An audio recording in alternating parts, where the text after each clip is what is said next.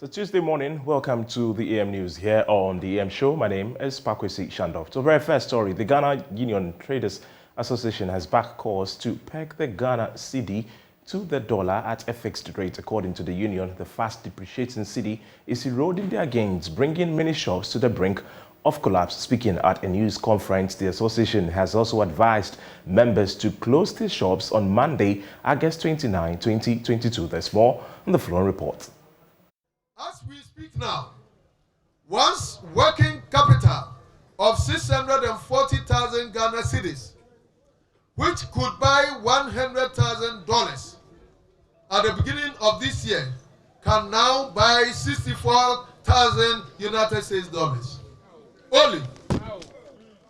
President of the Ghana Union of Traders Association, Dr. Joseph Obin, lamenting the increased cost of trading as a result of the depreciating cedi.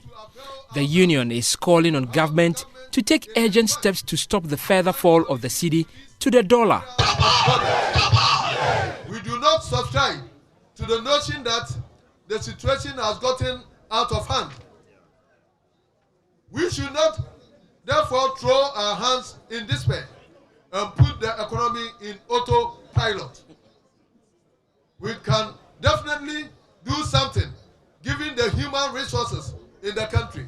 Dr. Obin also backed calls to fix the rate of the Ghana cedi to the dollar. Alternatively, he wants government to consider making the Chinese yuan the official trading currency for imports to reduce the demand on the US dollar. As the bulk of our import comes from China, we have suggested on several occasions that we better use the yuan as an alternative to ease the pressure on the United States dollar, as has been done by other nations in the world, such as Zimbabwe.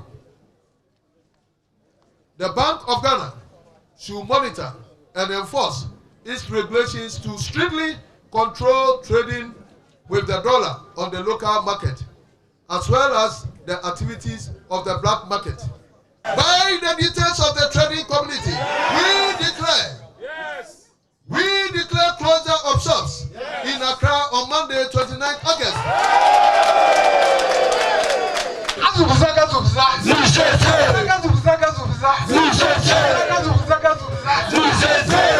Meanwhile, the Vehicle and Asset Dealers Association are demanding a freeze on the planned implementation of a 35% tax on imported vehicles. Here is the national chair of the association, Bernard Intrakwa. And if you are to import 0 to 5 and you are going to add additional 35%, it means that you are asking us to close down our business. But indirect, you cannot say, directly you cannot say it, but you indirect, you are telling us to close down our businesses.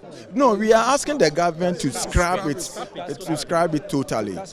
We are asking the government to scrap it totally, because already it's going to collapse our business.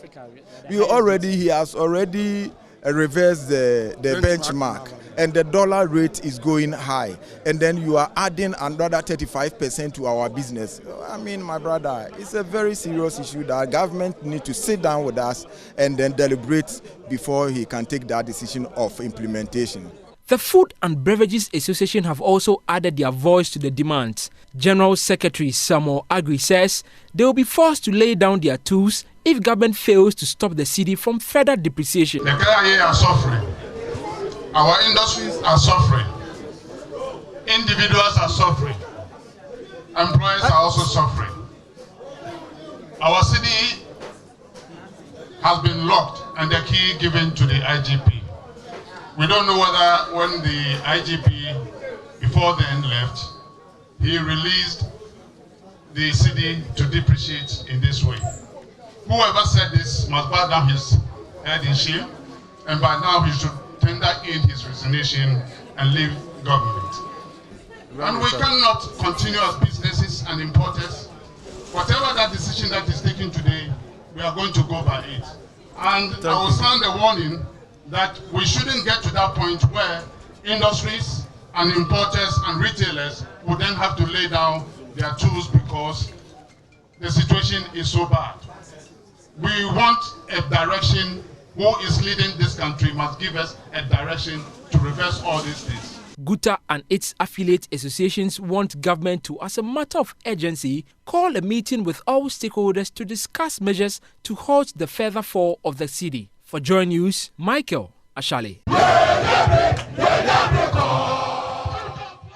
Now, away from that, the Electricity Company of Ghana says it would no longer tolerate the tampering of its equipment in the Yilo and Lower Manya-Krombo municipalities days after it reconnected the communities to the national grid. Residents in those areas were disconnected for more than 3 weeks following disputes over the installation of prepaid meters and allegations of overbilling. On Friday, the ECG finally connected the communities, but with a stern warning that residents who decide to take the laws into their hands and tamper with ECG equipment or attack ECG staff will be dealt with fiercely. Engineer Chris Apau is the acting general manager of ECG's Krobo district. We weren't happy we were off, but it was situations that compelled us to be off.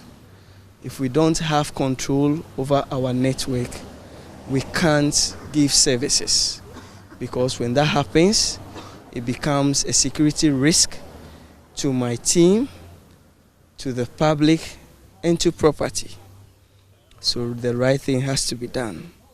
But sometimes it is unfortunate the innocent were also involved. We came here to render services, and that is our main purpose here. We don't have any issue. We don't have any issue with chieftaincy politics. We are service providers. We would plead with our brothers and sisters to give us the opportunity to do the work, the reason why we are here. Our installations remain the property of the Electricity Company of Ghana. Per LI 1816 that protects us as a distribution company in Ghana, it is illegal for you to enter our network without authorization. What they did is illegal. If you are arrested, you will be prosecuted. And I can promise you, we will be firm now to make sure we prosecute whoever enters our network illegally, because the innocent has suffered just because of the recklessness of a few.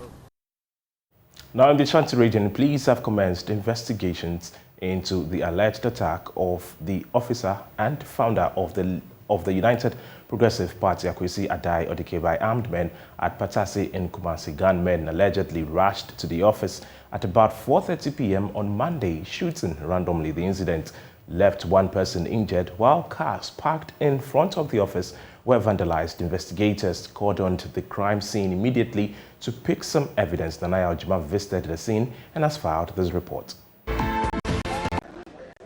Glass doors in front of the office are shattered. Vehicles owned by some UPP members had their windscreens and windows smashed, with bullet holes visible in their eyes. The gunmen, numbering 4, arrived in taxis, calling out Mr. Kwesi Odike to face them. And what they were saying was that, Odike, where are you? Where are you? We will kill you. We will kill you. Odike says he had to step into a hideout. But a guy came from town and prompted me that he has been hinted that tax from Ensha is preparing to come and attack, so I should not move. So whilst we were contemplating on how we can invite police, I was about to step. I saw the tax through the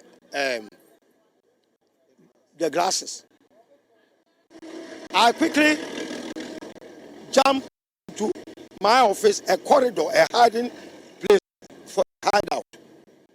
And we were about 10 in number. And they started bullying them and started shooting indiscriminately. And what they were saying was that, Odike, where are you? Where are you? We will kill you. You are bringing the king district. We will kill you. So I was there quietly. And when they were looking around, they couldn't find me. So they came out thinking that I may be in one of these shops. Amidst gunshots, Samuel Efriye, who was at the office, attempted to struggle with one of them. He was hit with the butt of the gun. I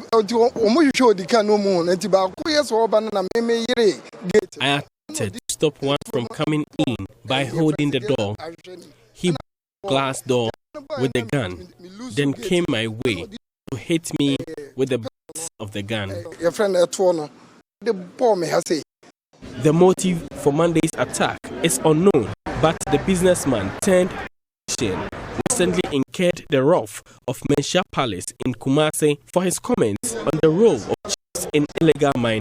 Speaking on a Kumasi-based radio station, Mr. unequivocally criticized chiefs for help end Galamsey menace. He charged the youth to rise up and demonstrate against chiefs if they fail to come clear on their roles in illegal mining. The traditional authority has performed some rites, banishing Odike from the palace. Mr. Kwesi links the attack on his office to the recent happenings. Mr. Kwesi says he is on a path to speak truth to power. Though shocked at the attack, he is unfazed. He has refused to render an apology to the Menchia Palace. People who are after my life, how can I apologize to them? They want to kill me. So why do I go before my knees and beg them? That portion is past and gone. No reconciliation. The battle line has been drawn. I have to take good care of myself and see how the police will assist me in terms of security. Some persons who saw the incident unfold here at Patase are still traumatized. Mr. Odike and party members who were within the party office at the time of the incident are now recovering from the shock. As you can see, policemen are still on the ground trying to gather some evidence for further investigations. Now, he says they will have to strategize on how to take care of their security from now. For JoyNews, Nanaya Ojima reporting. Now, a task force of the Forestry Commission has arrested 5 suspected illegal miners operating in the Bosumtwi Range Reserve in the Ashanti region. The 5 persons have been put before court in the Ashanti Bekwai Circuit Court. Ohimiteriya reports the Bosumtwi Forest Reserve has been attractive to illegal miners in recent times. The Bosumtwi Range Reserve has in the last 2 years survived 4 illegal mining attacks. With the help of 3 excavators, the illegal miners destroyed part of the forest reserve in less than 48 hours after gaining access. Land close to the size of 2 football pitches has been destroyed and the forest cover removed by illegal miners who are bent on getting the precious mineral. A task force of the Forestry Commission swooped on the illegal miners while they were preparing a heap of land believed to be rich in gold ore for washing. Benito Owusu-Bio is the Deputy Minister of Lands in charge of forestry. This is the 3rd time I'm coming to actually this spot, and I think this place is very endemic with illegal activities. The forest reserves are no-go areas for illegal mining activities. They are red zones. And so anybody caught or found doing this, we are going to make sure that we follow it to the letter to get them prosecuted. We'll be praying to the district judiciary to expedite action on the cases. Authorities at the Forestry Commission lament the high cost sustaining the fight against illegal mining in forest reserves.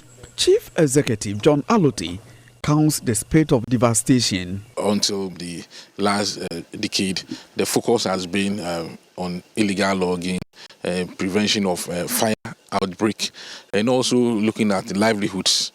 But now we have to deal with illegal mining. It's become even bigger because the impact is more pronounced than illegal logging. Because illegal logging, you would harvest the trees that have economic value.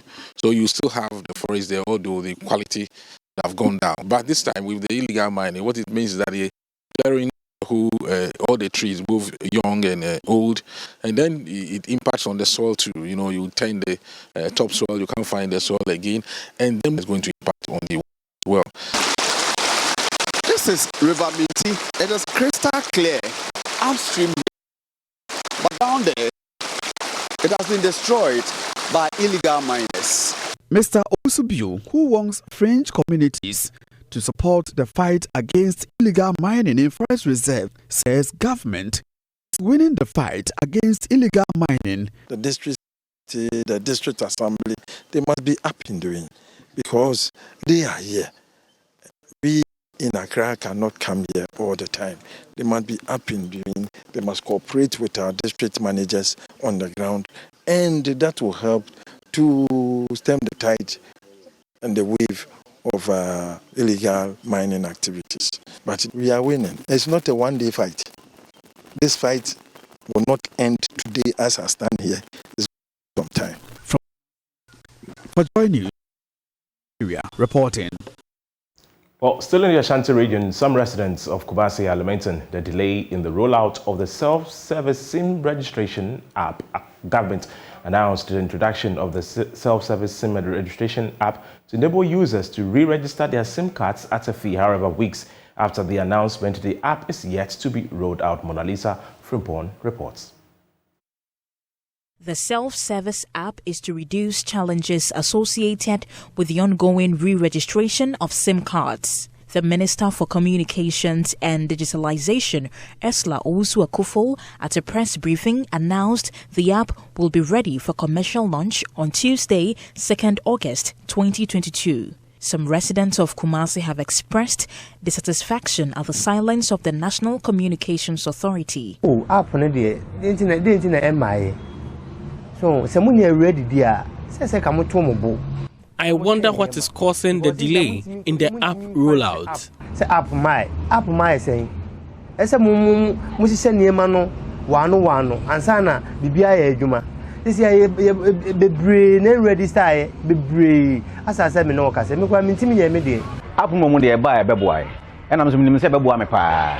Ti me kura me twen say nkade na badada kura ma. Yes, me adwuma mu kura na me ha me say me ko delay. The app will help, but the delay is a worry. For me,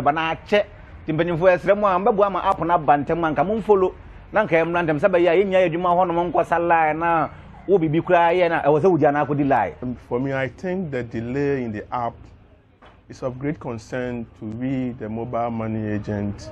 We also register SIM, and also we register others biometrically. So we were looking forward to seeing the app, but since then, we've not seen it.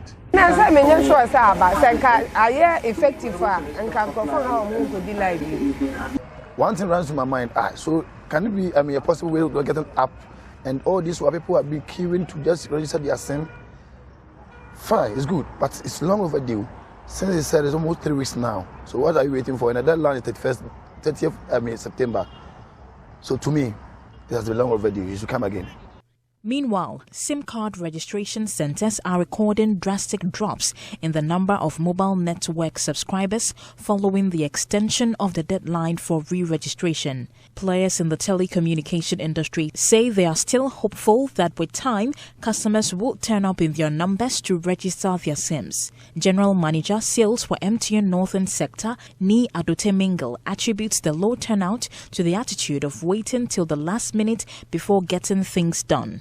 He urged customers to make time out of their busy schedules to get their SIMs registered. Yes, unfortunately, it's a Ghanaian thing. As soon as the minister announced that there was an extension, the following day, there was virtually nobody in our branches or under our tents coming to register. So we have to reach out to them. But we will continue reaching out to ensure that we and let me use this opportunity to say that all data devices, MiFi's, Wi-Fi, your TurboNet, all of those things need to be registered as well. So anybody who has them, apart from registering your standard SIM card for voice calls, all your data SIMs ought to be registered. So if you have one and it has not been registered, you must ensure that we register. Mona Lisa Frimpon reporting. Thanks for your company. My name is Kwesi Schandorf. The show continues with Benjamin and Bernice.